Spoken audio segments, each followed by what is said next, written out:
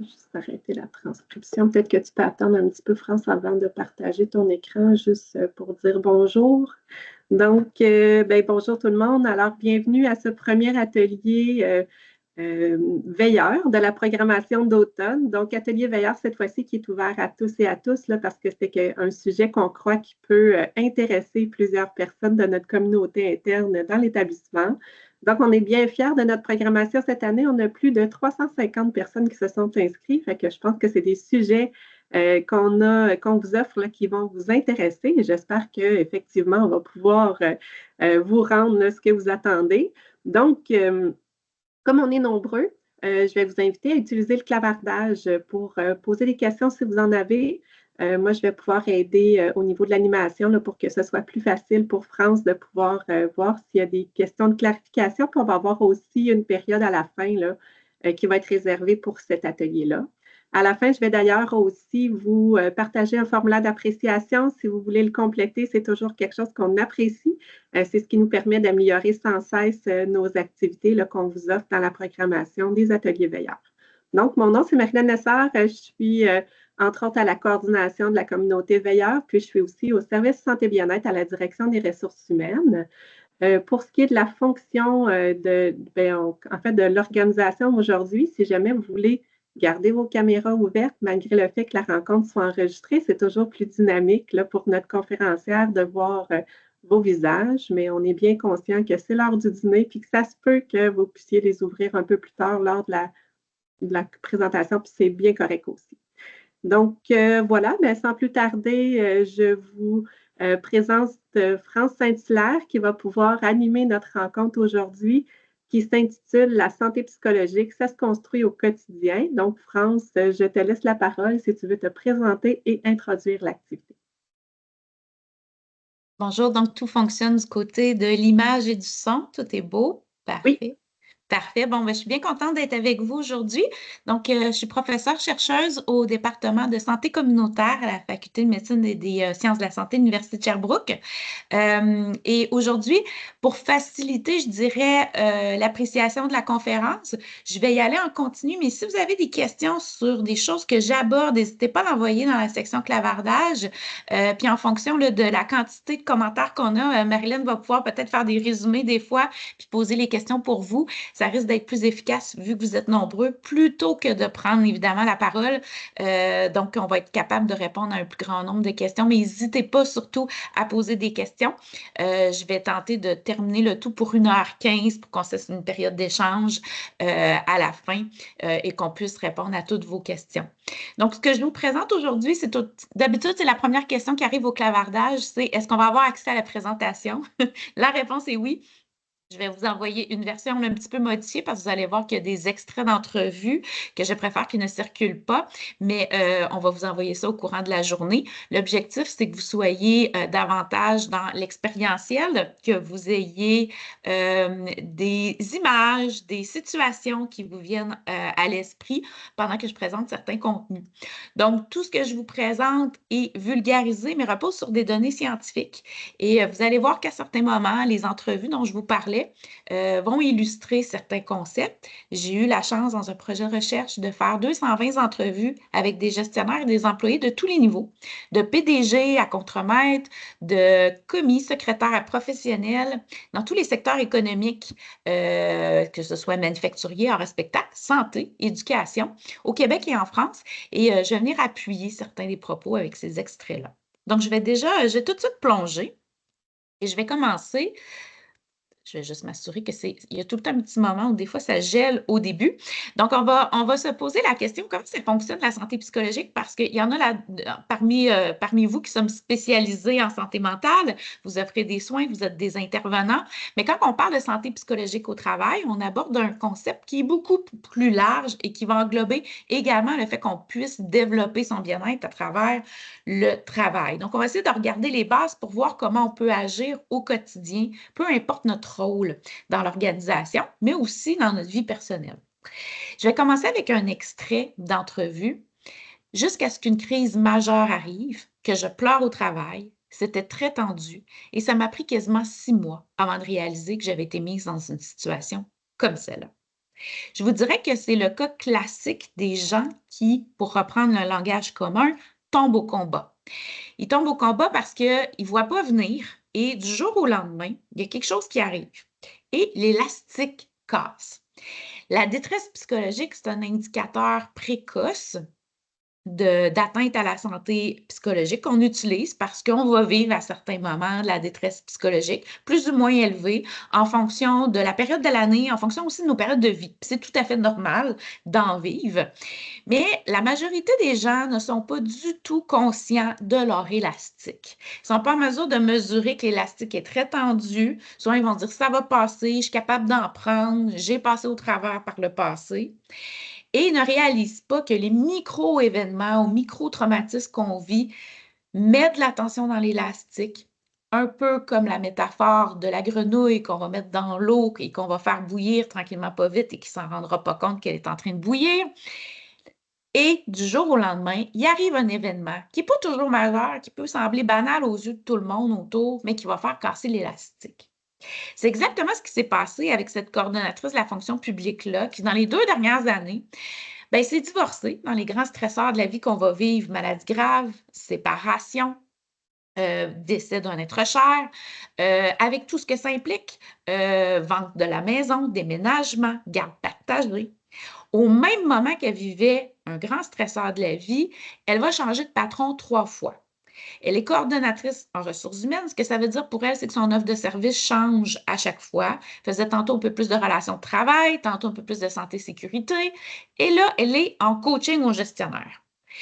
En coaching au gestionnaire, et ce bon matin-là, vous savez, c'est le matin où il n'y a rien qui fonctionne.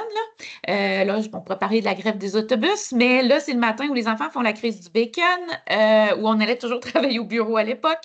Elle est en retard à la garderie. Elle a un coaching avec un gestionnaire et elle sent qu'elle va arriver en retard. Et là, elle se présente à l'immeuble où elle travaille, elle rentre, et c'est dans la fonction publique, vous savez, c'est ces grands étages-là avec des bureaux avec des paravents. Et quand elle arrive, il n'y a plus de paravents et il n'y a plus de bureaux. Et là, elle se pince, elle se dit, voyons donc, je suis donc même mêlée ce matin, je suis au mauvais étage, mauvais building. Et il y a une de ses collègues qui passe puis qui lui dit, mais qu'est-ce que tu fais là? Elle dit, il est où le bureau? Parce que mon ordinateur est sur mon bureau, l'information pour me rendre à mon local de coaching de gestionnaire est dans mon ordinateur.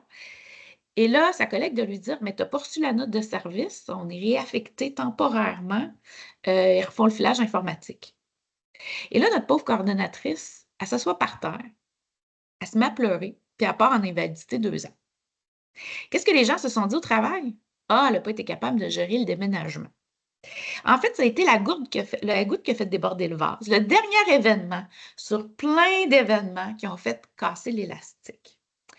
Donc aujourd'hui, je vais essayer de nous faire prendre conscience de comment on a de la tension dans notre élastique et que des fois, des petits événements peuvent nous sembler énormes, puis comment des fois, avec des micro-actions, on peut réduire la tension dans l'élastique, mais aussi prendre conscience que des fois, on est la source de tension dans l'élastique des autres sans s'en rendre compte. Je vous présente un autre extrait. Plutôt que de comprendre les difficultés que je vis, ils vont appuyer sur le clou, ils vont dire « Arrête, tu n'es pas là, tu es où? » Même, ils m'ont donné un surnom, c'est Casper. Vous savez c'est qui, non? L'intervieweur, oui, le fantôme. Voilà, parce qu'il ne me voyait jamais. Donc ça, ce n'est pas... Enfin, voilà, quand je les vois, mon surnom, c'est Casper.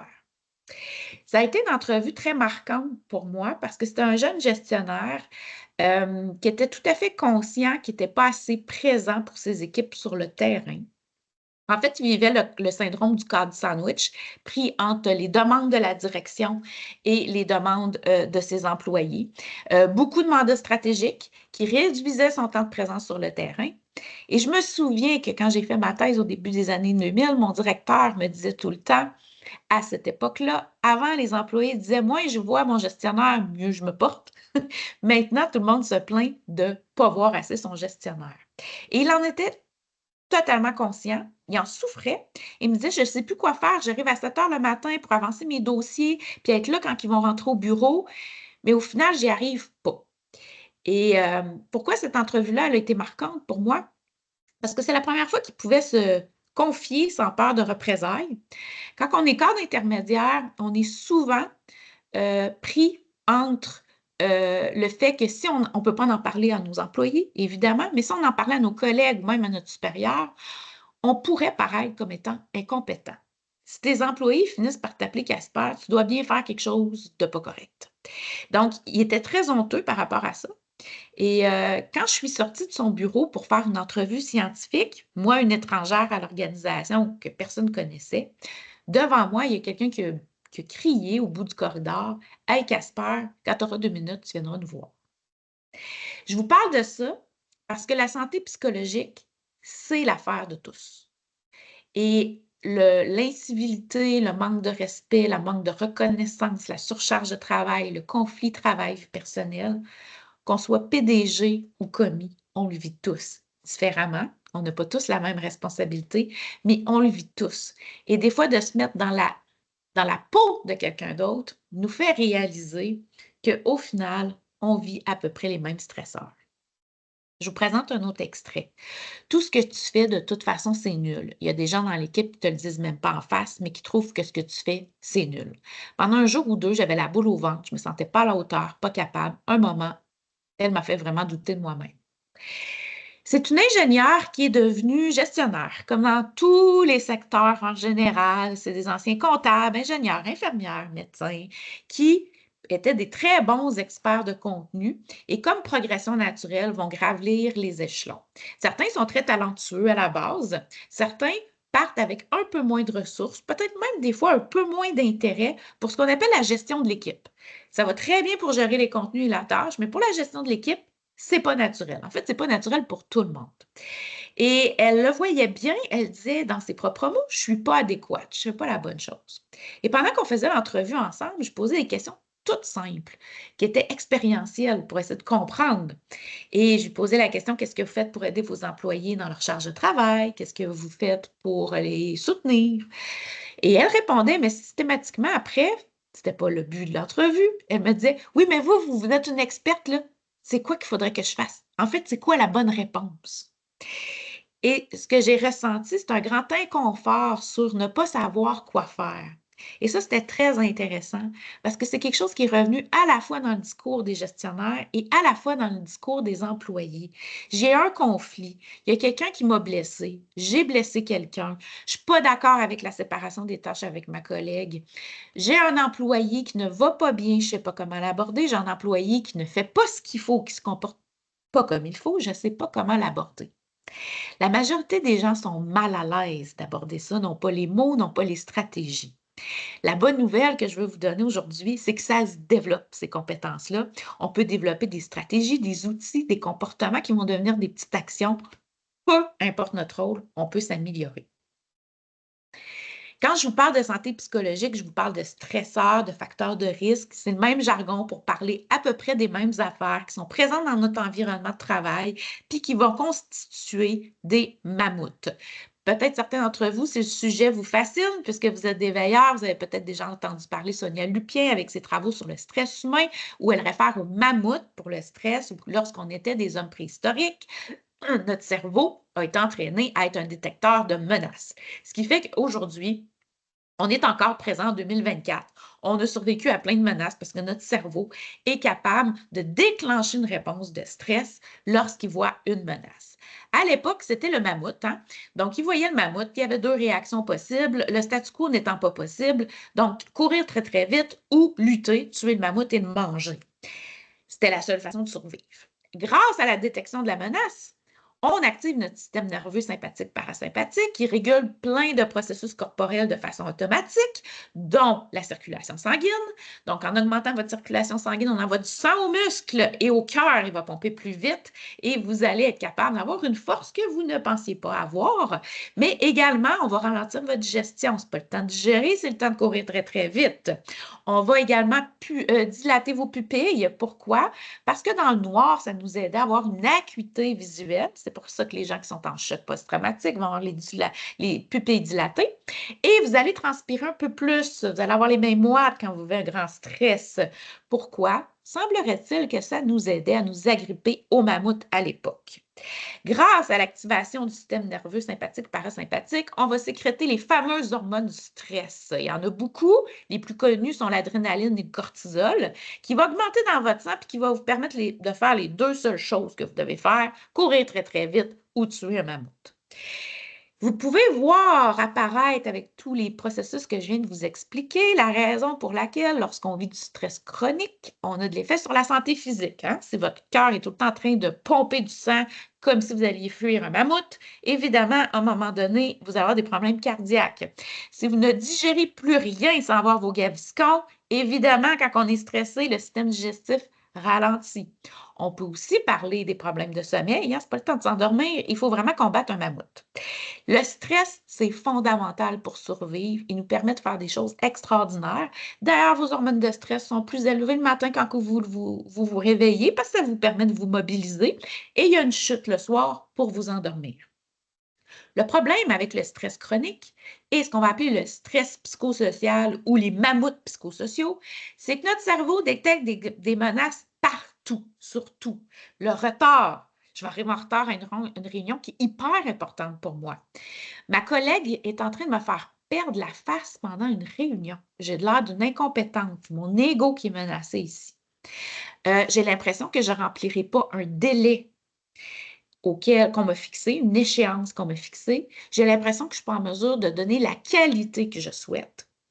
J'ai l'impression que je suis toujours en train de sacrifier quelque chose, conciliation travail-vie personnelle, parce que je manque de temps. C'est ce qu'on appelle les facteurs psychosociaux et c'est une erreur de penser que ce n'est qu'une responsabilité individuelle. Donc, vous allez vous dire, ouais, mais il y en a qui arrivent en retard, ça ne les dérange pas. C'est pas grave. Effectivement, ce n'est pas un stresseur pour eux. Il y en a qui sont stressés par rien, mais ils peuvent devenir des très grands stresseurs des autres. Est-ce que c'est une perception? Absolument. Est-ce que la meilleure stratégie, c'est de convaincre la personne que ce qu'elle perçoit, ce n'est pas un mammouth? Absolument pas. Vous pouvez vous obstiner pendant 20 minutes avec une personne pour dire, ben non, c'est pas grave, c'est pas important. Elle aperçoit que c'est grave et c'est important. Qu'est-ce qu'on fait? On essaie de comprendre sa perspective pour voir comment on peut trouver une stratégie pour faire diminuer le mammouth ou réduire le mammouth. Je vais vous présenter un petit schéma parce qu'on en a beaucoup parlé.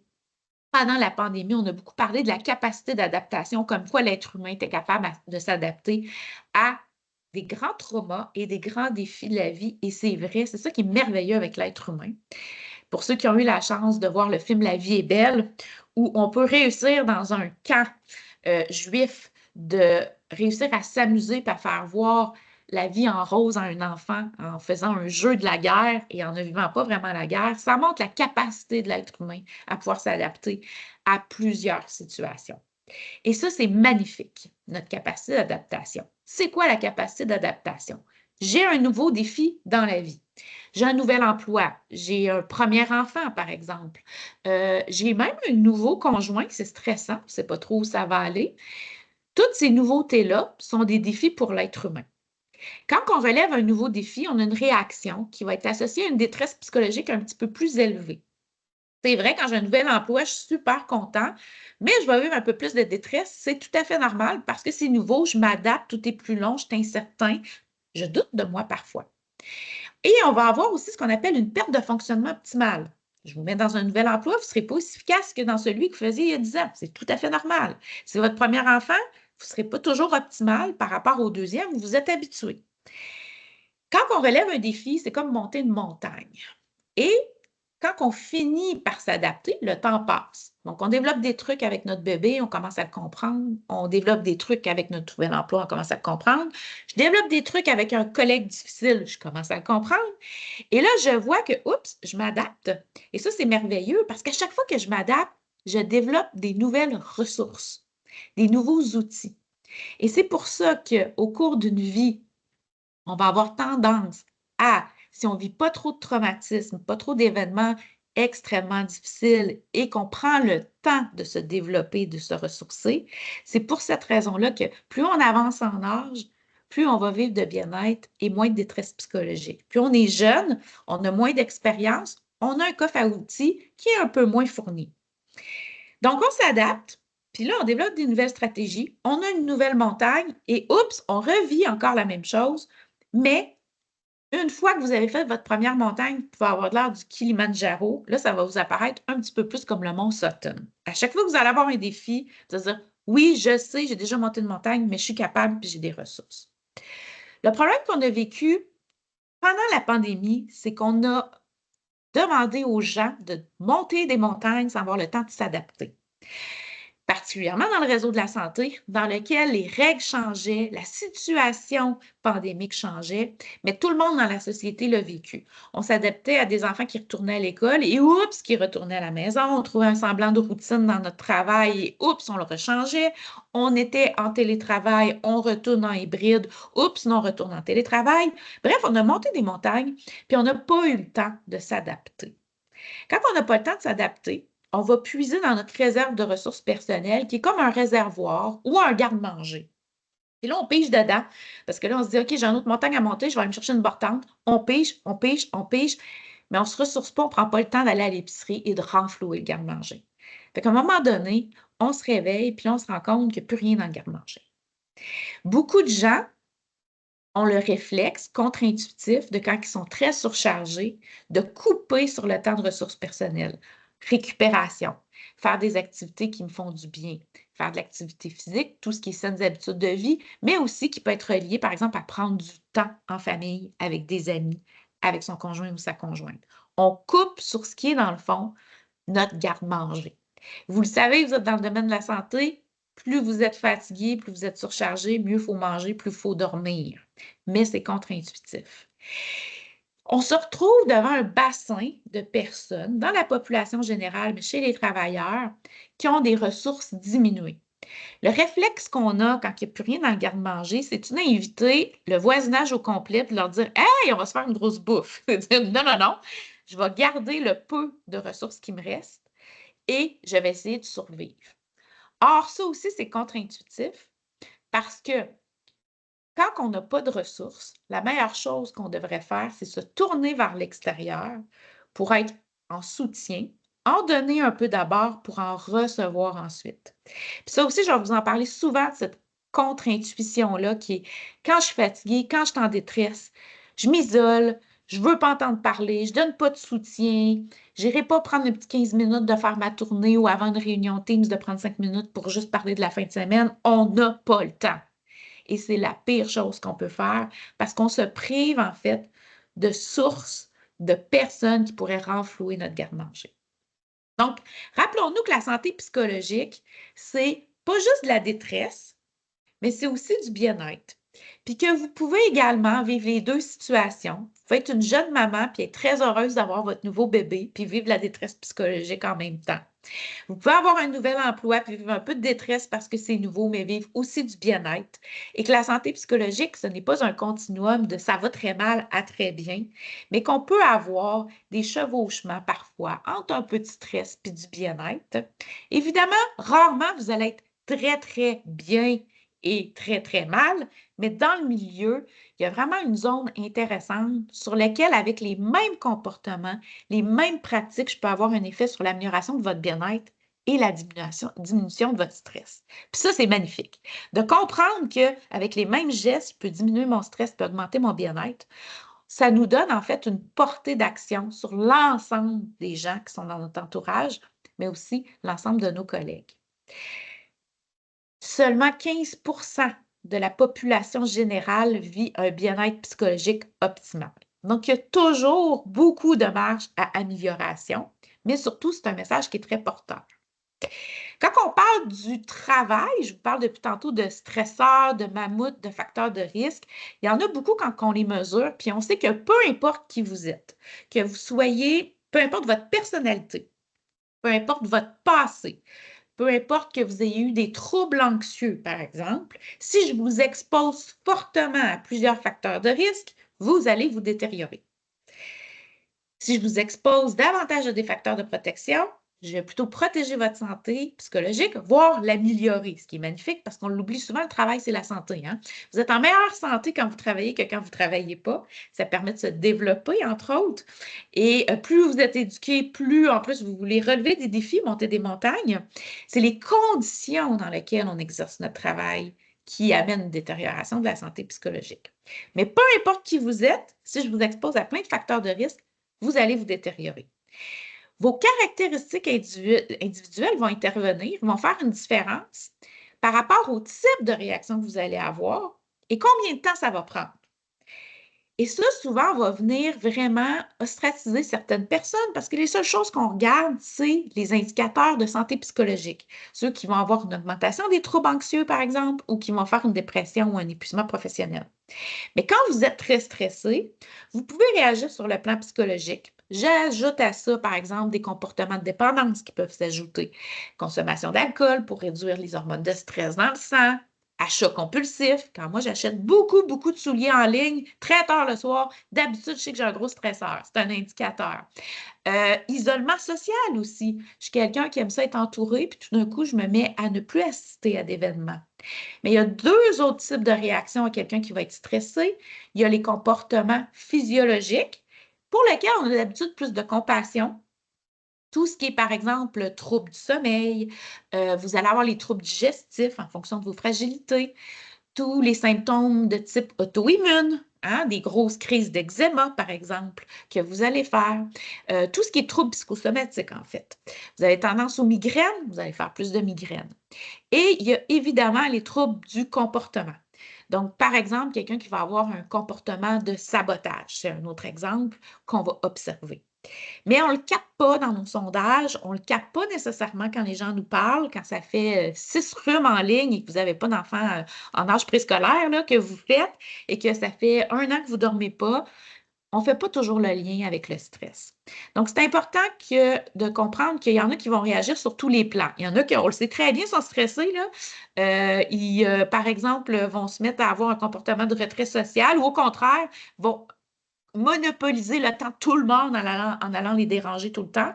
Ils ne seront plus capables de digérer rien. Puis, on va voir, par exemple, qu'ils sont plus anxieux. Donc là, on n'a pas de doute, mais il y a des gens pour lesquels ça va être beaucoup plus pernicieux, puis il faut être conscient de ça. Et c'est pour ça qu'on ne s'intéresse pas aux caractéristiques individuelles quand on intervient dans le milieu de travail, mais plutôt aux facteurs qui, peu importe qui vous êtes, va avoir une influence. On va en aborder quelques-uns parce que ça va nous aider dans la deuxième partie de la conférence à regarder comment on peut agir, nous, là-dessus. Je vais vous parler d'abord du contexte organisationnel. Il y en a beaucoup de facteurs dans le contexte organisationnel, mais 3 m'apparaissent beaucoup plus importants dans notre époque. Il y a d'abord ce qu'on appelle le changement organisationnel. Puis là, ben, j'essaie de le dire sans sourire aux gens du réseau de la santé parce que je pense que vous avez été un des réseaux le plus exposés au changement organisationnel majeur. Le changement organisationnel, ben, ça fait partie de notre réalité et de plus en plus depuis 15 années dans tous les secteurs confondus où on voit en fait une multiplication des changements puis une rapidité dans l'absorption des changements. Tout à l'heure, quand je vous ai montré mes petites montagnes dans ma capacité d'adaptation, c'est des défis, mais c'est aussi des changements dans notre vie.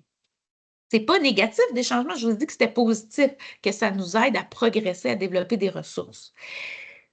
Le changement devient un facteur de risque à 2 conditions. La première, c'est que je ne vois pas la pertinence du changement. Tu me demandes de changer, mais qu'est-ce que ça va me donner à moi? Et ça va être quoi l'effort versus la retombée que je vais avoir par rapport à ça? Et souvent, on ne prend pas le temps de communiquer sur le sens du changement. L'autre condition, c'est que je vis trop de changements de manière simultanée. Prenons l'exemple de départ de ma coordonnatrice qui s'est divorcée, changeait d'emploi. Bref, il y en a trop. Ce qui fait que même un petit changement qui peut être extrêmement positif va être perçu comme un énorme mammouth parce que je ne suis plus capable d'en prendre. Quand vous voyez des gens autour de vous, si vous êtes employé, que c'est des collègues, vous êtes gestionnaire, vous accompagnez des gestionnaires, puis vous voyez des réactions démesurées, c'est une réponse à « je ne suis plus capable d'en prendre, mon élastique est trop tendu ». On a une perception qui peut être un petit peu trop grosse de ce qu'on est en train de nous présenter. Ça vous est peut-être déjà arrivé à un moment donné, une demande impromptue où on vous demande de changer une façon de faire et là, vous avez une réaction presque colérique parce que vous dites « hey, pas encore ». Ce qui est important, c'est de se demander, est-ce que ce changement-là est nécessaire ici et maintenant? Puis, est-ce qu'on est en capacité d'absorber ce changement-là? Pour ceux sur lesquels on a un contrôle, évidemment. Il y en a sur lesquels on n'a pas de contrôle et qu'on doit vivre avec et composer avec. L'autre chose, est-ce qu'on est en train d'expliquer aux personnes pourquoi on est en train de changer? Et ce changement-là, ça peut être le système informatique, ça peut être les locaux, ça peut être une façon de travailler. C'est dans tous les types de changements. L'être humain, le cerveau en général, n'aime pas le changement, il aime ça l'automatisme. Pourquoi? Parce que le cerveau, à chaque fois que vous lui demandez de faire un effort, il va chercher du sucre et de l'énergie. Lui, là, il a appris à encaisser pour survivre quand il était un homme préhistorique. Fait qu'à chaque fois, il trouve ça bien, bien, bien, bien fatigant. Donc, quand on lui demande un changement, il faut être capable d'avoir une récompense ou une valeur ou un objectif. Intimement lié au changement, c'est tout l'aspect communicationnel. On n'a jamais eu autant d'outils de communication que maintenant et les gens ne se sont jamais aussi plaints de manque de communication. Les gens ont le sentiment qu'ils sont pollués par une avalanche d'informations qui ne les concernent pas, mais de façon contradictoire, l'information qu'ils devraient avoir pour prendre des décisions, ils ne l'ont pas. Fait qu'on est tout mêlé dans la façon de communiquer, quel outil utiliser, à qui, comment, redondance tantôt, mais aussi le fait que je ne suis pas consultée sur un dossier qui est hyper important pour moi. J'ai l'impression que je ne peux pas exprimer ma voix, qu'elle n'est pas entendue, puis que ça ne fera absolument aucune différence. Troisième facteur, dans le contexte organisationnel, la justice organisationnelle. C'est un facteur assez récent dans l'histoire des risques psychosociaux qu'on mesure à peu près depuis 2010, mais qui vraiment va devenir un facteur en tête de liste, qui l'est déjà. La justice organisationnelle, c'est la perception que j'ai que le traitement que je reçois est juste et équitable. Pas égal, juste et équitable. Égal, c'est la façon de gérer en disant, comme nos parents le faisaient, ce qui est bon pour Minou est bon pour Pitou. C'est la même couleur de popsicle pour tout le monde. On ne s'adaptera pas. On est plutôt actuellement dans l'ère des EDI, hein? On va être dans les accommodements, dans la diversité. Mais là, ça ouvre la porte à savoir jusqu'où j'accommode, puis à quel moment ce n'est plus équitable, cet accommodement-là. Et là, on peut penser à un paquet de facteurs qui sont entrés dans notre nouvelle modernité, qui est est-ce que je peux faire du télétravail ou pas? Est-ce que je peux faire du travail hybride ou pas? Est-ce que ce soit le corps de travail, par exemple, comment on sépare les tâches? Et ça, la justice organisationnelle, quand on a commencé à le mesurer, on pensait que c'était un problème de génération uniquement. Comment c'est apparu? Je vous donne un exemple. On était dans les bureaux d'avocats, des jeunes avocats. Si vous ne connaissez pas beaucoup le contexte des bureaux d'avocats, ça tend à changer depuis quelques années. Mais à l'époque, pour devenir associé, il fallait que vous travailliez énormément. En fait, tous les coups étaient permis. Et les non-associés rentraient à 7 heures, puis ils partaient quand les associés leur disaient de partir. Et des fois, ça pouvait être 23 heures, minuit. Et là, il travaillait avec l'espoir de devenir associé un jour puis d'avoir des meilleures conditions de travail. Mais au final, il n'avait jamais la promotion parce qu'on se disait, ben, on va avoir moins de postes que d'appelés. Et ce qu'on s'est aperçu, c'est que des jeunes hommes avec aucun facteur de risque dans la trentaine faisaient des infarctus. Vous voyez comment ça qu'ils font des infarctus? Et quand vous vivez de l'injustice ou un sentiment d'injustice de façon prononcée et prolongée, vous allez expérimenter l'émotion de la rage. Je ne sais pas si vous avez déjà vécu la rage. C'est une émotion qui est très, très forte, la rage. Il faut que je vous mette dans une situation très grave. Par exemple, tout à l'heure, vous sortez de chez vous, la police vous arrête pour un crime que vous n'avez pas commis. Puis finalement, on a des preuves contre vous, mais vous ne l'avez vraiment pas commis. Et là, vous êtes en prison, vous risquez de vivre de la rage.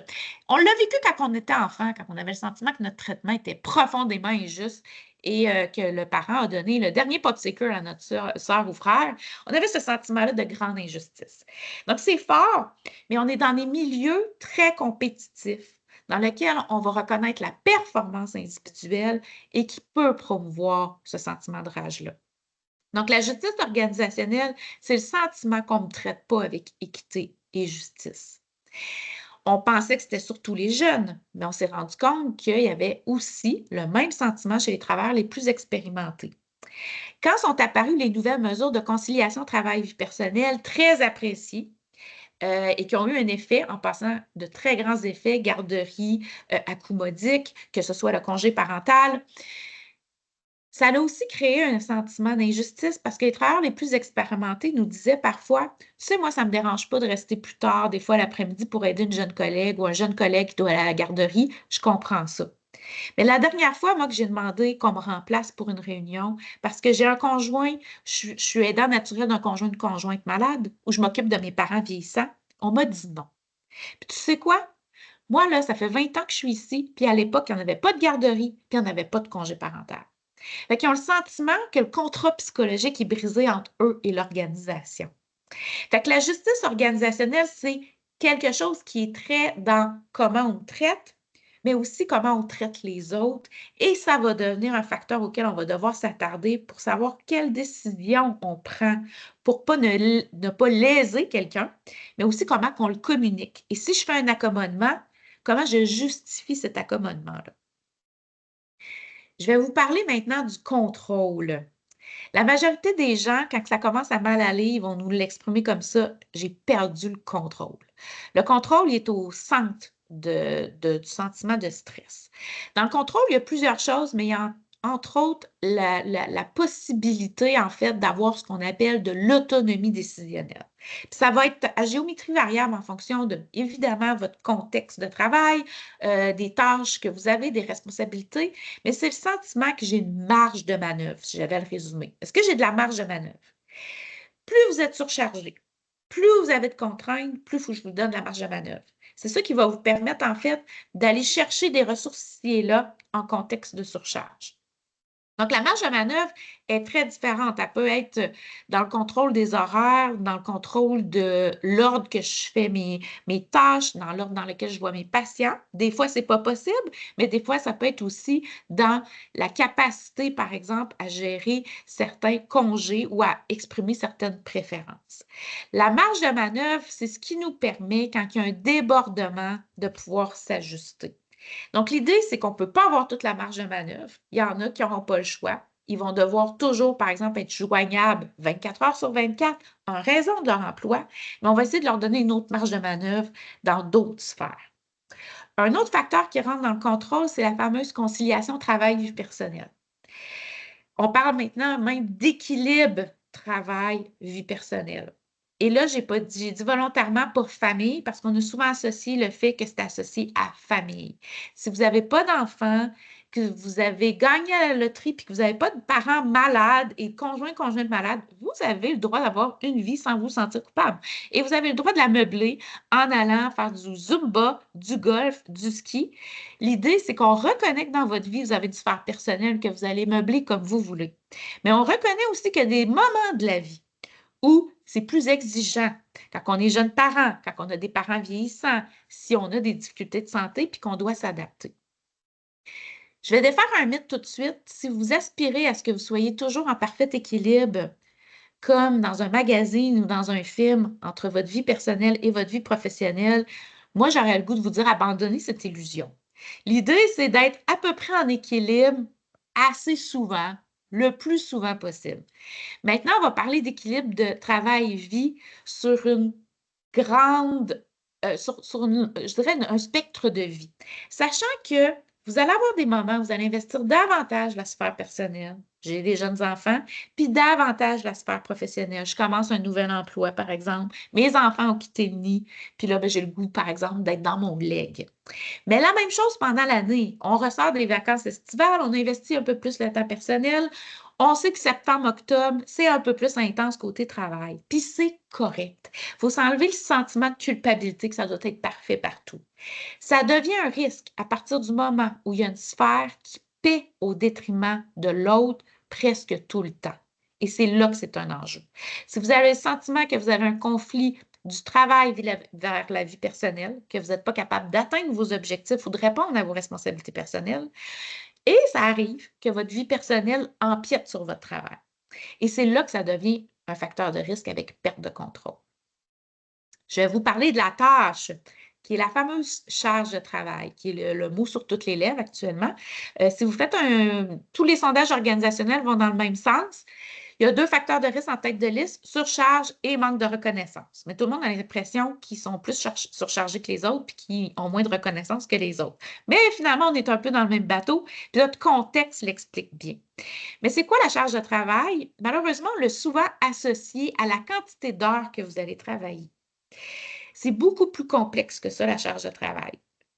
Il y a une dizaine d'années, un gestionnaire qui m'avait dit: Madame Saint-Hilaire, pouvez-vous m'expliquer pourquoi ma secrétaire qui fait 33,5 heures et demie par semaine est en épuisement, puis pourquoi mes professionnels qui font entre 40 et 60 heures, eux autres, ça va bien? Ça doit être elle le problème. Et la réponse à ça, c'était: c'est plus compliqué que ça. Parce que je peux vous demander de faire 33 heures et demie par semaine, mais ça va tellement être intense que vous n'aurez même pas l'énergie pour faire le souper quand vous arrivez à la maison. On s'est rendu compte en faisant des études ergonomiques dans les centres d'appel. Les centres d'appel, vous savez, c'est où que, ben là, c'est de plus en plus difficile de parler à une vraie personne une fois que vous avez passé au travers les robots. Mais il y en a chez vous qui travaillent dans des centres d'appel, dans le de l'Estrichus. Ben, quand vous réussissez à parler à quelqu'un, par exemple, aux ventes, vous appelez pour vous plaindre d'un service que vous n'avez pas à la hauteur de ce que vous payez. Vous parlez à la personne finalement et vous êtes très impatient. Ça fait 35 minutes que vous êtes en ligne. Et là, vous avez le sentiment que la personne ne vous écoute pas vraiment pendant que vous parlez. Vous avez tout à fait raison parce que pour réussir à faire le quota d'appels qu'elle doit faire pendant une journée, elle doit finir de compléter le dossier du client précédent. Elle fait ce qu'on appelle du multitâche. Votre cerveau n'est pas fait pour traiter du multitâche. Même les femmes, vous pensez que vous êtes efficace, vous allez peut-être réussir à atteindre la tâche, mais le coût que ça va vous avoir coûté en termes d'énergie, concentration, toutes les fonctions cognitives et d'énergie physique est extrêmement élevé. Donc, ils vont faire 2 tâches en même temps. En plus, ils ont des demandes contradictoires. Vous appelez, vous êtes très, très fâché, peut-être pas de bonne humeur, et ils doivent non seulement recevoir votre plainte avec un sourire, ils vont faire du travail émotionnel. Oui, madame, je comprends ce que vous dites, même si vous êtes en train d'envoyer promener la personne. Elle doit faire du travail émotionnel, exprimer une émotion qu'elle ne ressent pas réellement. Et en même temps qu'elle traite votre plainte, votre insatisfaction, elle va vous vendre un forfait supplémentaire qui va vous coûter encore plus cher. Mais là, vous vouliez une réduction parce que vous n'aviez pas le bon service. Vous appelez à l'hôpital, vous avez été annulé pour votre rendez-vous, et là, on vous offre une date qui ne fonctionne pas pantoute avec vous. Vous voyez l'escalade qui se produit. La personne est en train de vivre des demandes contradictoires, qui est de gérer un aspect émotionnel et d'atteindre des quotas de vente. Tout ça va faire que c'est tellement exigeant sur le plan cognitif que vous allez être exténué à la fin de la journée. Ces travailleurs-là, dans les centres d'appel où il y a un taux de roulement extrêmement élevé, quand ils arrivaient à la maison, ils n'étaient pas capables de faire le souper, de faire n'importe quelle activité qui leur plaisait parce qu'il manquait d'énergie. L'interruption de tâche est la plaie que nous vivons aujourd'hui. Si j'ai un truc personnel à vous donner, là, parce que là, on est en train de faire une étude sur la charge de travail et c'est fascinant de le voir. Si j'ai un truc à vous donner, c'est réduisez dans toutes les sphères de votre vie les interruptions. Essayez, souvent, on pense qu'on est efficace quand on écoute une conférence, qu'on fait des courriels, qu'on répond à une question d'un collègue. Votre cerveau n'est pas fait pour gérer tout ça. Et on s'est rendu compte que dans les réunions Teams où tout le monde était autour du Teams, mais qui faisait plein d'autres choses puisqu'il avait le sentiment d'être plus efficace, bien, savez-vous, c'était quoi le taux de rétention? C'était 30 %. Donc, non seulement vous avez assisté à une réunion qui n'était pas efficace parce que vous avez retenu 30 %, ça vous a pris 2 fois plus d'énergie parce que vous étiez en multitâche. Puis en plus, vous allez solliciter des collègues parce que vous n'avez pas eu toute l'information, puis c'était pas clair, vous n'avez pas compris, fait que vous avez créé une surcharge de travail. Fait qu'au final, on pense être plus efficace, mais on ne l'est pas pantoute. Et on est plus fatigué. Quand vous avez le sentiment de sortir d'une journée, vous êtes épuisé, là, et que vous avez eu le sentiment d'avoir été comme une poule pas de tête, c'est que vous êtes en interruption de tâche. Donc, surtout quand vous faites une tâche qui est exigeante cognitivement. Est-ce que vous devez vous concentrer? Vous faites de la rédaction, de l'analyse. Pour tous ceux qui sont en relation de soins ou d'aide, ça va demander beaucoup de travail émotionnel. Ça va générer de la fatigue de compassion. Est-ce que je reçois de la détresse de la part de la personne? Ça demande beaucoup d'énergie. Il faut prendre un moment pour se ressourcer. La tâche de travail, c'est plus que la somme des tâches, c'est plus que le nombre d'heures travaillées, c'est dans quelles conditions je fais mon travail. Et de plus en plus, on n'évalue pas ce qu'on demande à la personne de faire et ce que ça exige réellement. On pense qu'un dossier, c'est à peu près pour préparer un rapport 2 jours, mais tous les échanges courriels que vous avez eus, tous les échanges Teams que vous avez eus, toute la recherche d'informations que vous avez dû faire, toute la validation est souvent pas incluse. Ce qui fait qu'au final, si vous avez l'impression de manquer de temps dans tout, puis que vous avez toujours le sentiment de ne pas avoir donné la qualité que vous souhaitiez, vous avez sûrement totalement raison. Parce que soit que vous allez contraindre vos heures parce que vous n'avez pas le choix, votre convention collective vous force à le faire, votre emploi vous force à le faire, votre vie personnelle vous force à le faire, ou sinon l'autre stratégie, c'est que vous allez étirer les heures de travail. Et là, tranquillement, pas vite, en épuisant vos ressources, vous allez être de moins en moins efficace.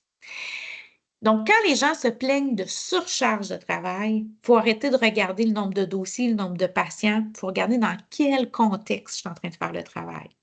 Les travailleurs plus expérimentés sont plus sollicités pour des conseils. Les travailleurs plus expérimentés vont recevoir souvent les cas plus complexes, prennent plus de temps. On s'attend à ce qu'ils fassent le même nombre.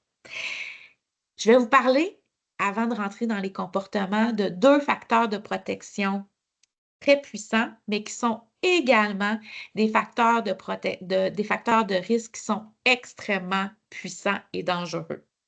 Vous allez être capable de résister, en fait, à plusieurs facteurs de risque, je dirais à signaux faibles et modérés, si vous avez de la reconnaissance et des relations interpersonnelles de qualité. Mais à partir du moment où vous perdez la reconnaissance et les relations interpersonnelles, rapidement, vous allez vous dégrader. La reconnaissance, rapidement, elle tourne beaucoup autour des résultats individuels. C'est beaucoup ça qu'on va reconnaître, hein, votre performance, votre salaire, entre autres. Mais la reconnaissance, c'est beaucoup de choses. C'est à la fois la reconnaissance de l'individu et la reconnaissance du processus de travail. L'individu, est-ce que je suis en mesure, dans mon environnement de travail, de connaître la personne, pas l'employé, la personne? Je vous donne un contre-exemple. Il y a une gestionnaire qui me disait, j'ai 80 personnes dans mon équipe avec un taux de roulement de 30 Fait qu'elle elle me dit juste de savoir qu'elle ou lui est dans mon équipe, là, puis de savoir son nom et son prénom, c'est tout un défi. Demande-moi pas de savoir s'il aime le kayak puis s'il y a des enfants. Donc, si vous faites un geste de reconnaissance des résultats, de la performance, vous aurez peu d'effet sur le moyen et long terme parce que la personne va sentir que vous avez reconnu quelque chose que vous n'avez pas été capable d'observer. Même chose sur le processus de travail. Est-ce que vous êtes en mesure de connaître qu'est-ce qui fait la différence de cette personne-là quand elle travaille? Elle a peut-être le même résultat que quelqu'un d'autre, mais elle va avoir en fait une approche, une façon de faire qui va être différente. Et les relations, ça inclut non seulement l'absence de relations toxiques, ça, vous allez vous détériorer très rapidement s'il y a du harcèlement, de l'intimidation, mais c'est aussi des relations significatives.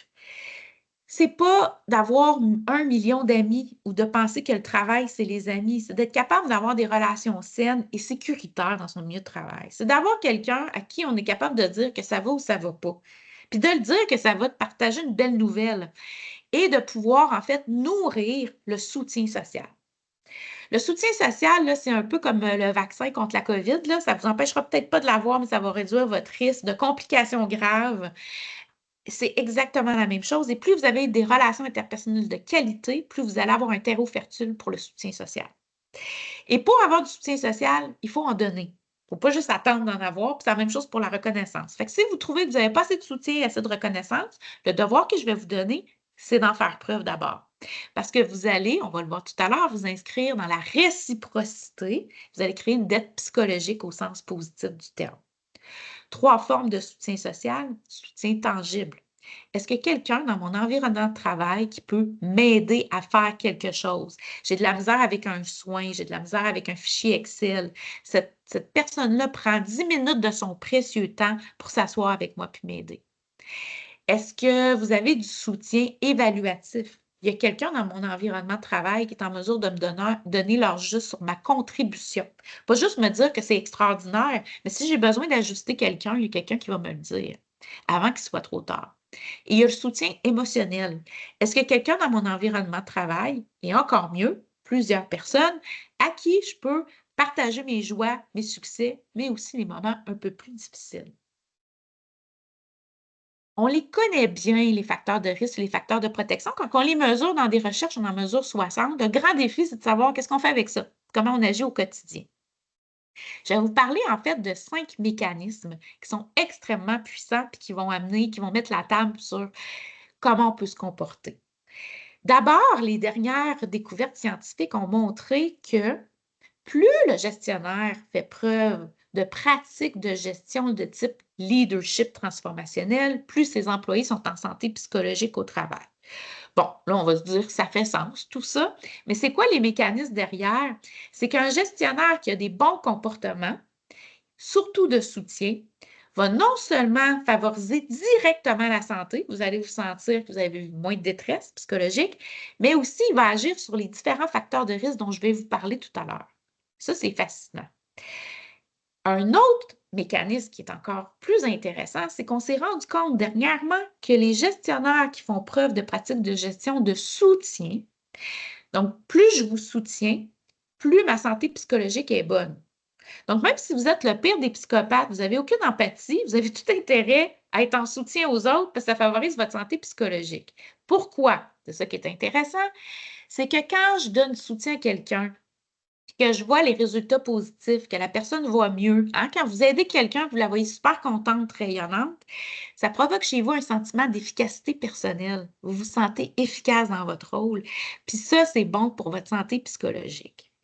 Ce qu'on sait, c'est qu'on ne l'a pas encore mesuré, mais que les mêmes mécanismes sont vrais pour les employés. Vous pouvez l'être pour un collègue par des pratiques de soutien et vous allez vivre également ce sentiment-là d'efficacité personnelle envers un collègue, voire envers un gestionnaire. Rappelez-vous que votre gestionnaire est un être humain et qu'il a également besoin de reconnaissance. La boucle de rétroaction. Qu'est-ce que c'est la boucle de rétroaction? C'est soit créer un cercle vertueux ou un cercle vicieux. Moi, mon cheval de bataille, c'est d'agir en prévention. J'ai plein de collègues qui travaillent sur la réadaptation, le retour au travail. Moi, ce que je veux, c'est éviter que votre élastique casse. Puis souvent, malheureusement, l'être humain, il fait comme ça, c'est qu'on s'occupe de quelque chose quand ça ne va pas bien. Quand votre médecin vous dit « Hey, là, le cholestérol, hey, là, la pression artérielle et le poids », c'est là que ça nous mobilise à changer nos habitudes. En santé psychologique, c'est la même chose. Plus on intervient en prévention, mieux c'est. La boucle de rétroaction, c'est de faire de la santé psychologique une pratique quotidienne parce que plus un employé vit du bien-être, plus le gestionnaire va avoir tendance à le soutenir. Pourquoi? Parce que je me sens efficace.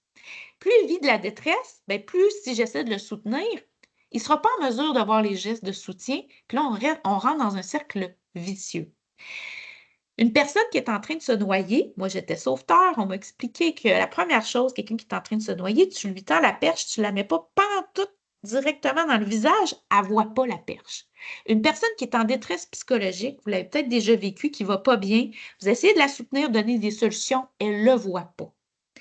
Donc, si je ne vois pas tout le soutien, toute l'aide que je donne à la personne, je vais avoir tendance à me retirer parce que je ne me sens pas efficace dans mon rôle. D'où l'importance d'agir le plus possible en amont, puis d'essayer de mettre en place des bonnes pratiques pour intervenir le plus tôt possible dans les événements de détresse. 2 mécanismes hyper inspirants, la chaîne de transactions, je vous en ai parlé un petit peu tout à l'heure, c'est la fameuse réciprocité. La chaîne de transactions, elle s'inscrit dans une vieille théorie de l'échange social selon laquelle, de façon inconsciente, on est toujours en train de mesurer les efforts qu'on met et les récompenses qu'on reçoit. On ne calcule pas, on n'a pas un cahier ou un chiffrier Excel, mais vous l'avez peut-être déjà vécu dans votre vie personnelle. Vous aidez quelqu'un 1 fois, 2 fois, 3 fois, vous l'invitez à souper 2 fois, 3 fois, puis il n'y a jamais de réciprocité. À un moment donné, vous vous tannez, vous dites, ben là, je suis tannée. La réciprocité, c'est que quand vous aidez quelqu'un, vous allez créer ce qu'on appelle une dette psychologique au sens positif du terme. Donc, de donner du soutien quand on en manque, puis là, vous allez voir qu'avec certaines personnes, ça peut prendre un peu plus de temps avant de créer la réciprocité, mais la réponse à un manque qu'on a, c'est souvent nous d'initier un comportement pour créer une chaîne de transactions. Et ça, c'est formidable. Vous l'avez peut-être déjà vu, quelqu'un qui part une initiative dans une équipe, puis là, les autres embarquent, c'est la chaîne de transactions. N'importe qui dans une équipe peut provoquer une chaîne de transactions, l'initier. Et finalement, je vais vous parler de l'effet papillon. L'effet papillon, je ne sais pas si vous en avez déjà entendu parler, mais c'est pour expliquer la théorie du chaos selon laquelle un battement d'aile de papillon au Brésil pourrait provoquer une tornade au Texas.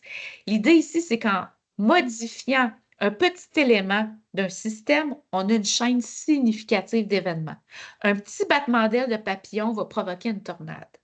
L'idée, c'est qu'avec un petit geste, tout simple, vous allez initier une chaîne d'événements avec la chaîne de transactions.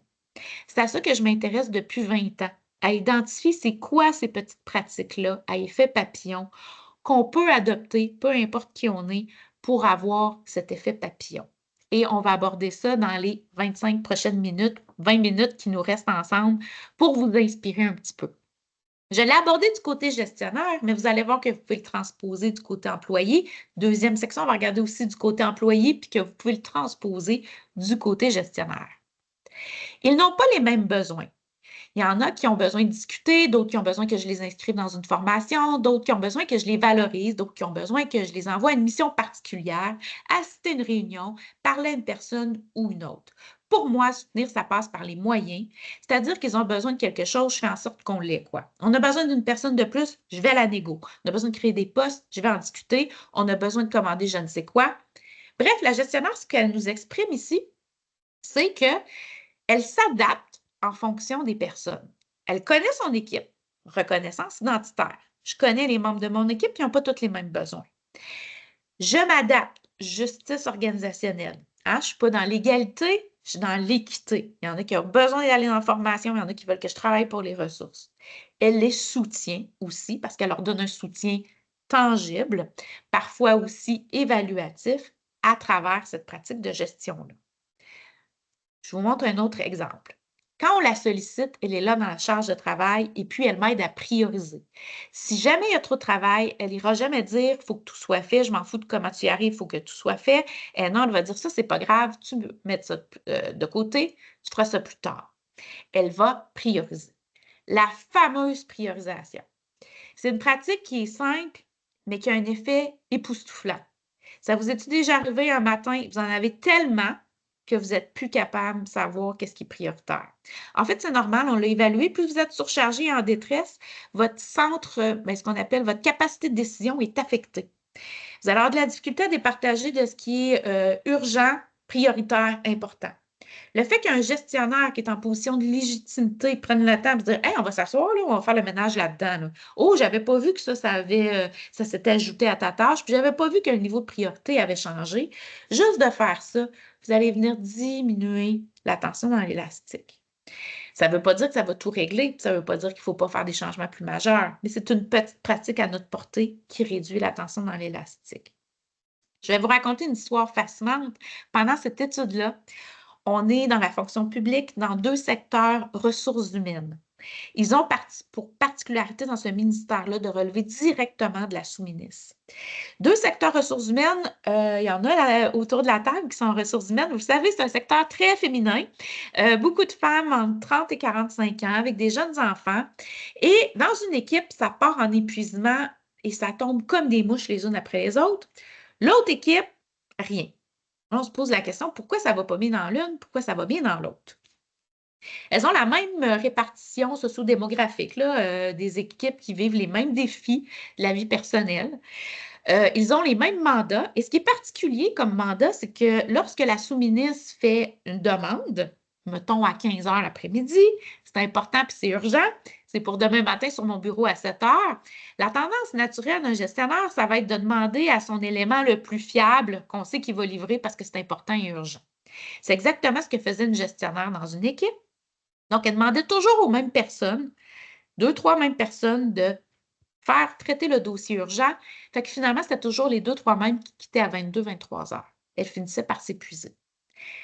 Dans l'autre équipe, la gestionnaire fait totalement différemment.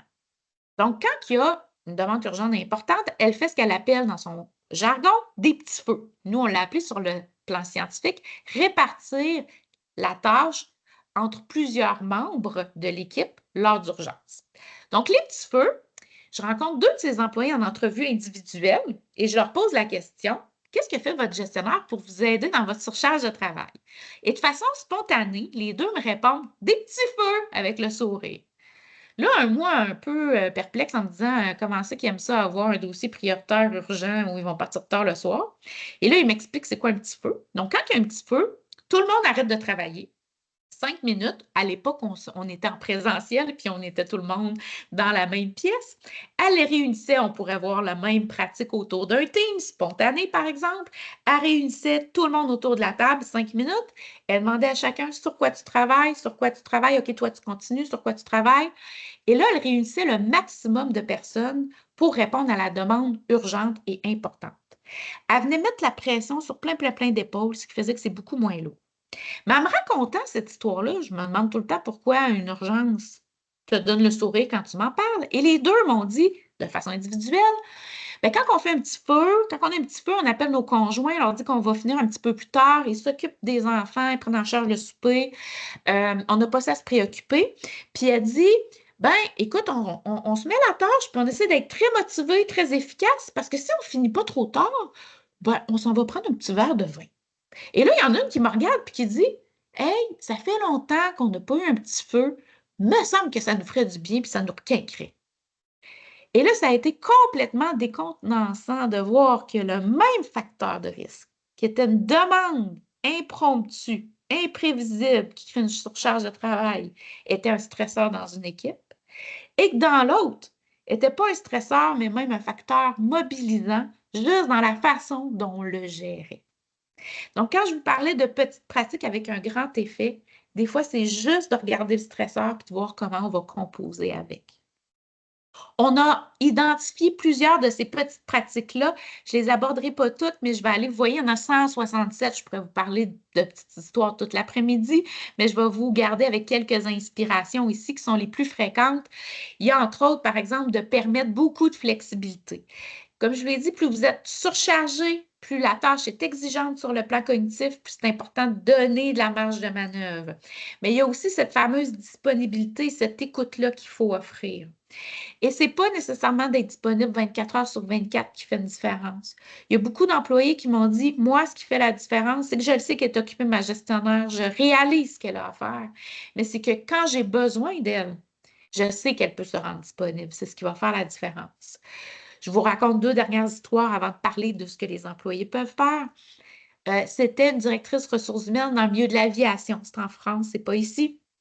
Et elle, son bureau mère était à Paris, mais elle avait à se déplacer à Toulouse, un peu partout. Puis elle disait, mon problème, c'est que quand je reviens au bureau mère, quand je reviens, le bordel est pogné, parce qu'il y a eu plein d'urgences, m'en ont pas parlé, là, je suis surchargée, j'éteins des feux.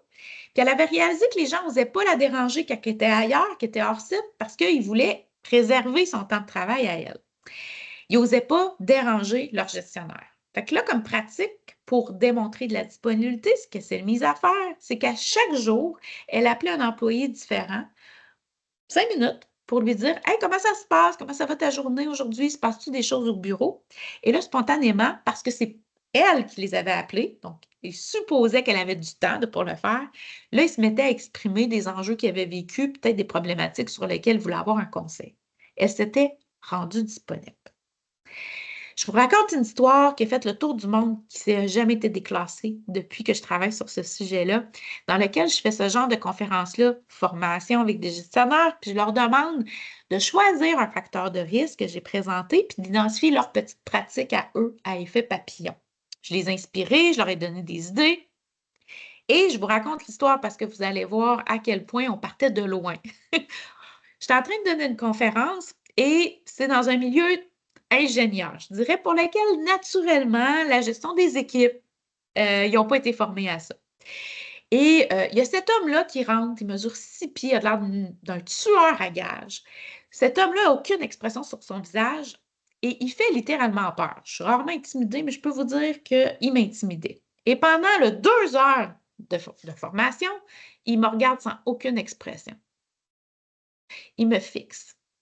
Et là, je me dis, lui, son patron, il a dit, toi, tu vas t'asseoir là, tu essaies de pogner 2-3 cues, là, puis c'est ça. Après ça, là, on va essayer d'améliorer ton non-verbal. Je me dis, il est là par obligation.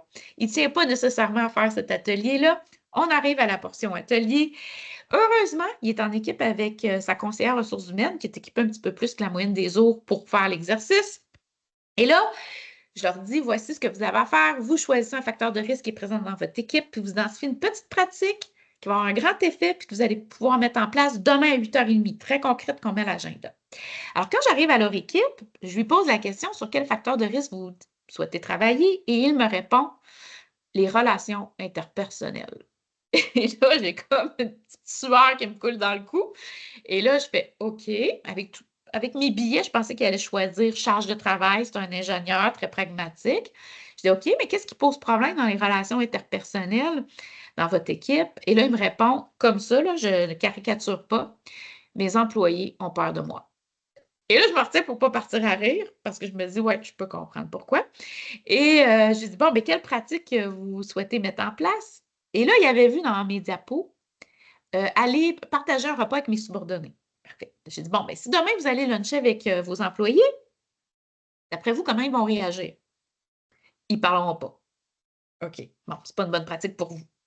Concrètement, le problème, c'était pas tant que je cherchais des amis, mon cher ingénieur, mais c'est que, vu que les employés avaient peur de lui, quand il était en réunion de service, il ne parlait pas des dysfonctionnements. On est dans l'entreprise manufacturière. Puis quand il faisait des binômes, des réunions individuellement avec eux, il ne parlait pas. Fait que j'éteins des feux à longueur de semaine. Ils ne me parlent pas des problèmes. Ils ont peur de moi. Ils ont peur que je pète une coche, que je réagisse mal. Ce que je n'ai jamais fait. Fait qu'on a travaillé fort, sa conseillère ressources humaines et moi, pour trouver la petite pratique qu'elle allait mettre en place et réaliste dans son contexte. Et on a établi, et maintenant son nom, c'est Monsieur Bon Week-end. On a établi qu'à chaque vendredi après-midi, il allait prendre le téléphone, il allait appeler un employé de son équipe différent pour lui souhaiter bon week-end. Pas de contact physique, on ne parle pas de travail, on fait juste souhaiter bon week-end. Et le devoir qu'ils avaient à faire, c'était de répéter la pratique pendant 6 semaines. On parle d'un changement de comportement, ça prend 6 mois. Là, c'était 6 semaines. De répéter cela et de me faire un suivi. Alors, mon Monsieur Bon Week-end, c'était peut-être pas mon plus relationnel, mais c'est le meilleur élève que j'ai eu à vie. Il m'a fait un message audio pour m'expliquer exactement comment ça s'est passé. Première semaine, il appelle un de ses employés, puis lui dit, je voulais te souhaiter bon week-end. Et son employé de répondre, OK, ça va? Oui, oui, je voulais te souhaiter bon week-end. T'as-tu quelque chose à me demander? Non. T'as-tu quelque chose à m'annoncer? Non. OK. Et là, l'ingénieur de me dire, je pense qu'il n'a pas passé un bon week-end. Deuxième semaine, il appelle un autre employé. Troisième semaine, un autre employé. Et savez-vous ce qui s'est passé à la quatrième semaine? Chaîne de transactions. Les employés faisaient le détour par son bureau pour lui souhaiter bon week-end. Il restait dans le cadre de porte, puis il disait juste, je veux juste te souhaiter bon week-end. Puis il a dit, au fil des semaines, ils ont commencé à me souhaiter bon week-end, puis à me dire, je peux-tu te poser une question? Il restait dans le cadre de porte, mais il me posait une question. Et au point que maintenant, le vendredi après-midi, dans mon agenda, il est bloqué parce qu'il n'y a rien d'officiel. Mais je sais qu'ils vont tous faire le détour pour me souhaiter bon week-end puis me placoter dans le cadre de porte. Il m'a écrit 1 an plus tard pour me dire, Madame Saint-Hilaire, je veux juste vous dire que je pense que vos petites affaires, il appelle ça mes petites affaires, mes petites pratiques, je pense que ça marche. Il dit, je veux juste vous dire que mes employés viennent de m'inviter à aller voir un match de hockey. Cet homme-là, qui n'osait pas aller partager un lunch sur les heures de travail avec ses employés, se faisait inviter à une activité extra-professionnelle. Donc, comme quoi, les petites pratiques, les petits changements, comme toute habitude, peuvent provoquer de grands effets. Les employés aussi peuvent faire plein de choses, mais je vais vous donner quelques exemples parce que le temps passe et que c'est important pour moi aussi qu'on ait un temps d'échange. Puis je vois, Marilyn, que des fois, ça pop dans le clavardage, fait que j'imagine qu'on a des questions hyper intéressantes. Je vais vous donner un extrait. Le deuxième ici, ils ont un certain nombre de tâches pour aller finaliser une affaire. Ils ne sont pas toutes les 5 minutes à me demander qu'est-ce qu'il faut que je mette. Moi, je leur dis, tu vas sur le site, tu regardes ce qu'il y a à faire, tu mets ça dans un cahier des charges. Tu me présentes ça quand c'est à peu près abouti. Ils sont autonomes. Bref, ils ne sont pas en train de taper à tous les 5 minutes à ma porte pour me demander quoi faire. En fait, tout gestionnaire apprécie beaucoup tout employé avec beaucoup d'autonomie, mais sont souvent conscients que quand j'ai un nouvel employé, un plus insécure, qui a une nouvelle tâche, qui a besoin de valider. Mais là, ce qu'elle disait, c'est que les employés sont aussi conscients de mon temps à moi, préserver mon temps de travail. Pendant la pandémie, j'avais plus de coordonnatrice, j'étais directrice d'un programme et ça a été extrêmement exigeant. Puis j'ai une nouvelle coordonnatrice qui est arrivée. Puis mon réflexe, ça a été de lui dire, n'hésite pas si tu as des questions. Les gestionnaires vont souvent faire ça. N'hésite pas, viens me voir, pose toutes les questions. Et elle a exactement fait cette pratique-là, préserver mon temps de travail. Elle m'a dit, oui, France, je vais venir te voir m'a dit, premièrement, je ne viendrai pas te voir à toutes les 5 minutes parce que toi aussi, tu es super occupé. Je vais regrouper mes questions, puis on va choisir le meilleur moment pour toi dans la journée pour que tu puisses y répondre. Elle avait cette préoccupation-là de ne pas toujours m'interrompre, puis on l'a vu tout à l'heure que l'interruption, c'est pas bon pour la santé psychologique. Plusieurs choses qui peuvent être faites également, par exemple, de se proposer pour des tâches. Moi, dans mon contexte, ce qui arrive souvent, c'est qu'on a beaucoup de tâches administratives, beaucoup de comités. Et quand un directeur de département dit j'aurais besoin de quelqu'un sur CSG, sur ce comité-là, tout d'un coup, tout le monde est vraiment concentré sur ses notes, son téléphone. Tout le monde regarde en l'air. Puis souvent, les gestionnaires vont dire tout le monde est occupé, je suis tannée d'aller vers les gens, je me sens mal, j'ai toujours l'impression d'en ajouter dans le cours des autres. Ce qui les soulageait, c'était quelqu'un qui levait la main et disait je vais le faire, moi. Ça enlevait beaucoup de pression sur les gestionnaires. Donc, de prendre en charge, de s'offrir de faire quelque chose. Par exemple, beaucoup de gestionnaires vont dire je n'ose pas aller demander où quelqu'un est rendu dans un dossier avec un client ou avec un patient parce que j'ai l'impression que il pense que je le surveille, puis je suis toujours au-dessus de son épaule, que je veux le contrôler, mais j'ai besoin de cette information-là pour prendre des décisions puis réallouer les ressources. Une pratique que l'employé pouvait faire, c'était entre autres de dire hey, je voulais juste te faire un petit suivi sur mon dossier. Ça avance bien, ça avance pas bien, j'ai des doutes, je ne sais pas si je vais y arriver. Donc, d'avoir cette pratique-là pour donner du contrôle à son gestionnaire. Dans toutes les pratiques qu'on a identifiées, c'est celles qui sont revenues le plus souvent. Vous voyez ici de préserver le temps de travail, mais il y a aussi le moment de préserver le temps de répit. Deux exemples que j'ai le goût de vous donner. Des gens qui volontairement retiennent un courriel en se disant, je le sais qu'elle regarde ses courriels le soir pour la fin de semaine parce qu'elle, ça lui fait du bien, mais j'ai l'impression que elle va ruminer en fin de semaine, puis elle n'a pas besoin de le savoir en fin de semaine, lundi matin, ça va être correct. Donc, de volontairement dire, je veux qu'elle se repose, j'y enverrai ce courriel-là plus tard. De volontairement mettre justement un envoi différé de courriel pour ne pas donner l'impression qu'on s'attend à une réponse le soir puis la fin de semaine.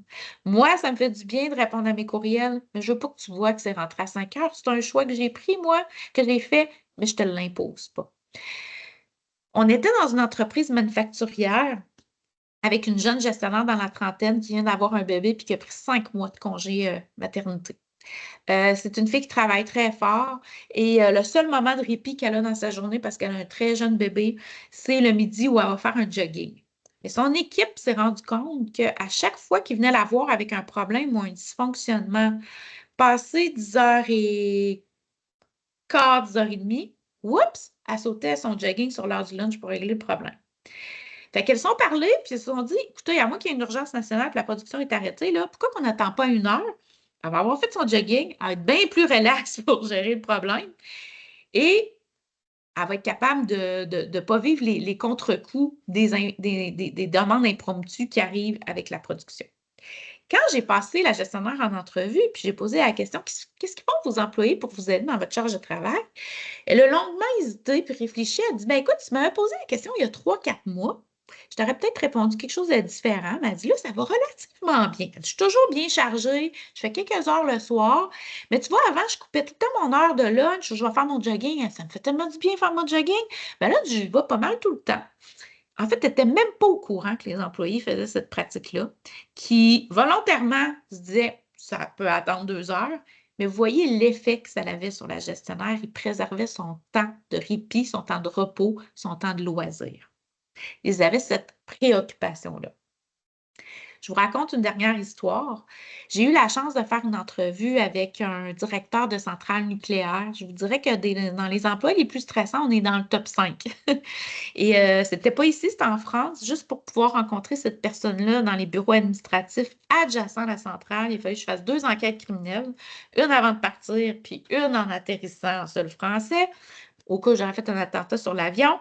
Et quand je suis arrivée, ben, j'étais très contente de vivre cette expérience-là. J'étais toute riante. C'est un milieu très masculin. On sent une tension quand on arrive là. Puis c'est à l'époque où les écologistes essayaient de rentrer sur les centrales nucléaires. Donc, il y avait vraiment beaucoup de tension. Et comme j'étais trop contente d'être contente, j'ai eu la fouille complète. Je peux vous dire que c'est pris au sérieux. Donc, vous voyez le climat de tension qu'il y a. Je me sentais très privilégiée de faire une entrevue avec un homme aussi occupé, mais à un moment donné, je me sentais aussi un petit peu futile parce que je posais des questions. Qu'est-ce que vous faites pour aider vos employés dans leur charge? Qu'est-ce que vous faites pour les soutenir? Qu'est-ce qu'ils font pour vous aider dans votre charge? J'ai l'impression qu'il y avait d'autres choses à faire. Mais il me répondait comme un scalpel avec une précision. Il répondait comme un manuel de management 101, exactement ce qu'on enseigne à nos futurs gestionnaires. Puis quand je lui ai posé la question, qu'est-ce que font vos employés pour vous reconnaître?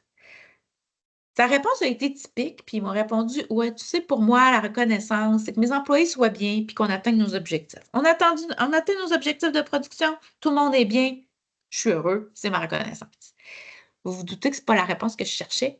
Donc, je creuse, puis il finit par se lever.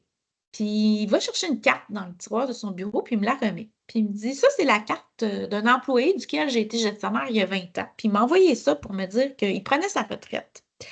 Puis que ben, j'avais été le meilleur gestionnaire qu'il avait eu dans sa carrière, puis qu'il avait pensé à moi au moment de prendre sa retraite.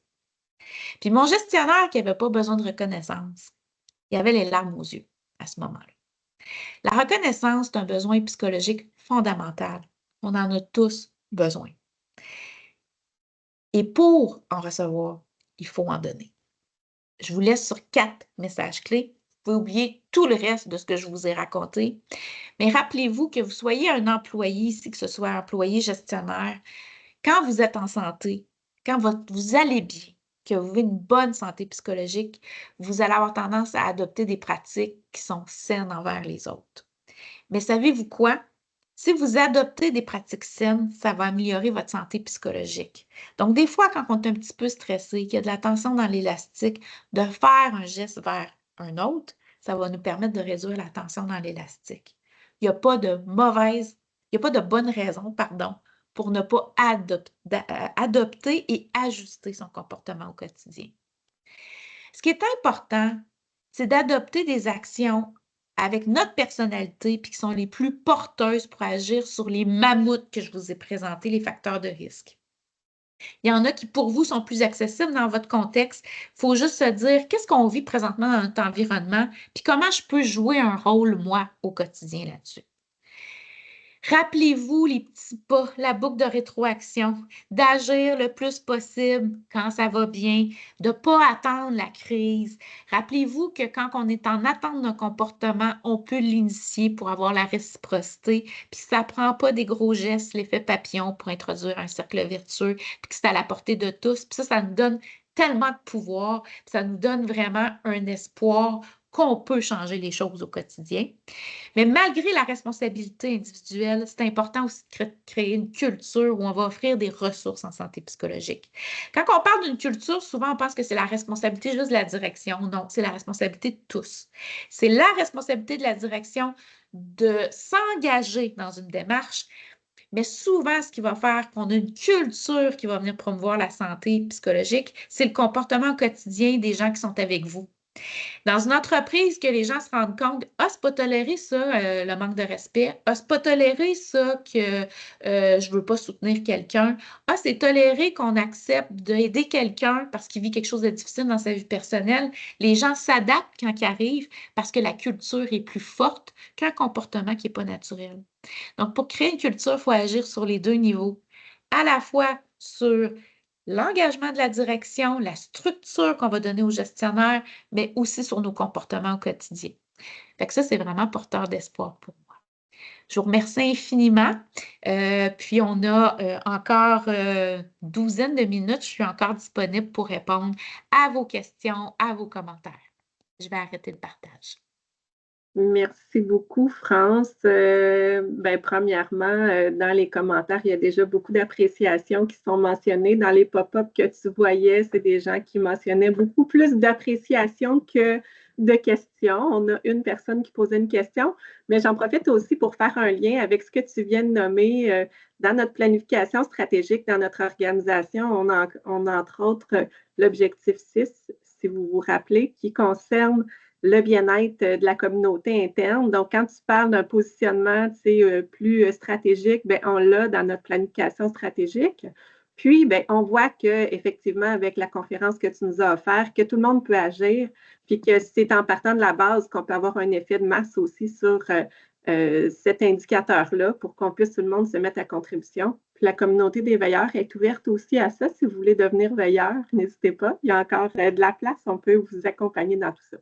Ceci étant dit, il y avait une question, je vais te la poser, qui venait de Jessica. Donc, elle disait, je me demandais, quand la personne est rendue au point de ne plus voir la perche qu'on essaie de lui lancer, est-ce qu'il y a des actions concrètes qu'on peut faire pour l'aider à voir ou du moins à percevoir cette perche? Oui, c'est vraiment une bonne question. Ce qui est important, c'est qu'il ne faut pas que... Il n'y a personne qui aime avouer qu'il ne va pas bien. C'est rare, les gens qui vont avouer qu'ils ne vont pas bien. C'est rare aussi les gens qui vont avouer qu'ils sont au bout du rouleau. Ça existe, mais c'est plutôt rare. Ce qui est important, c'est de ne pas culpabiliser la personne en lui disant qu'est-ce qu'elle n'a pas. Par exemple, tu souris plus, tu viens plus aux réunions, mais plutôt de regarder le changement de comportement qui faisait d'elle, qui faisait de souligner les qualités puis qu'on a vu qui ont changé. Par exemple, j'ai remarqué que tu es moins présente à nos petites discussions autour de Teams à la fin d'une réunion. J'ai remarqué que, par exemple, ça prenait plus de temps pour toi à répondre à tes courriels. Est-ce que tu as besoin, par exemple, que je te soutienne? Donc, de remarquer le changement de comportement, mais en soulignant ce qui est la force de la personne. Puis en lui demandant comment je peux t'aider. As-tu le goût d'en parler? Il ne faut pas voir ça comme une seule étape. Ça peut prendre plusieurs discussions. Donc, de se dire, t'as de l'air bête, ou tu sais, la pire chose qu'on fait tous naturellement, c'est t'as donc bien de l'air fatigué. Il n'y a personne qui aime se faire dire ça.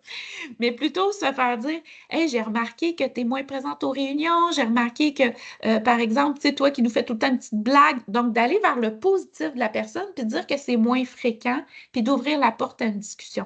As-tu envie d'en parler? Je peux-tu faire quelque chose pour toi? Je peux-tu t'aider? De faire aussi un geste spontané. Donc, d'ouvrir la discussion, mais de faire un geste spontané, un petit geste qu'on pense qui va aider la personne. Par exemple, j'ai une collègue qui est très débordée. Je le vois qu'elle n'arrive pas. Un petit matin, là, c'est dire, je suis capable de me permettre 10-15 minutes, moi, ce matin. Oui, je suis capable de me permettre ça. De faire un petit pop-up, peu importe, dans Teams, en salle de réunion, où vous êtes, puis de lui dire, j'ai 15 minutes à te donner, je peux-tu t'aider? On peut juste jaser, je peux-tu t'aider à faire une tâche? Veux-tu me parler d'un dossier? As-tu le goût de... Vous voyez, d'avoir des gestes et des discussions. Il faut laisser la personne s'ouvrir parce que c'est très rare que la personne va vous dire d'emblée, ça va pas, ça va arriver. Et là, ben, vous savez, Marilyn va vous le dire, là, votre rôle, c'est de la référer aux services qui sont existants pour qu'elle puisse avoir de l'aide le plus rapidement possible. On peut l'inviter aussi à parler à son gestionnaire. On peut lui dire, y a-t-il des personnes dans ton équipe de travail avec qui tu es à l'aise? Bref, de s'assurer que cette personne-là est prise en charge pour la suite. Mais ce que vous pouvez faire quand vous avez un doute, vous voyez que quelqu'un a changé, c'est d'ouvrir cette porte-là. Et peut-être qu'elle ne parlera pas, puis à un moment donné, elle va vous recroiser. Puis là, oups, elle va vous parler, puis ça va s'ouvrir. Donc, de semer des graines pour qu'elle se sente à l'aise. Oui, ça serait mon conseil. Je ne sais pas si Marilyn, tu veux ajouter quelque chose avec ce que vous offrez. Renchérir, en fait, on sait que le soutien entre collègues, c'est un des facteurs les plus importants pour justement contribuer à la santé psychologique dans les milieux. Donc, les exemples que tu offres, ça se place très bien là, entre collègues ou avec les gestionnaires également. Il y avait une deuxième question qui était, est-ce que tu aurais d'autres exemples de gestes pour débuter une chaîne de transactions ou un effet papillon? Donc, des exemples. Oh, j'en ai 167 plus 88. J'en aurais plein.